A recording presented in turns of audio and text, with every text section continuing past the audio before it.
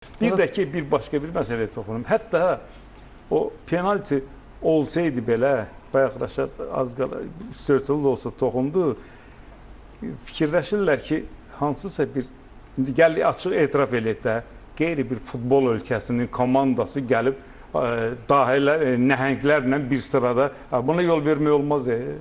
Yadınızdadır Qarabağı necə imkan vermədilər Çexiyalı hakim Zelinka. Interlə oyun. Dneprovaq çıxartmaq lazımdır, çıxartdılar. Əslində biz belə müzakirələr də eşitdik ki, Bebekin, Xorvatiyalı hakimin varda əyləşməsi də... Onu türklər deyir, yəni türklərin ona acığı var. Hamısı birazdan dedilər ki, bu penaltidir. Bebek Fenerbahçe'nin başına nə oynaşmışdı, buna nə dəxli var? Türk hakimlərindən bizim komandalarda son vaxtlar tez-tez müraciət edirlər keçmiş hakimlərə. Bir epizodla bağlı mən bir neçə tur bundan qabaq müraciət eləmişlər, üçünə.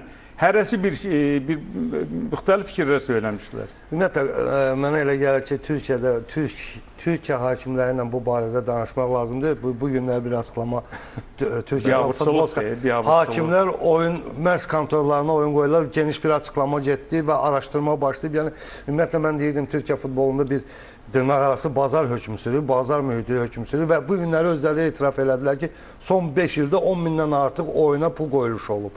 Yəni, bu sanki bir FETÖ ilə bağlı araşdırma başlamışdı, indi hakimliklə bağlı başlayacaq.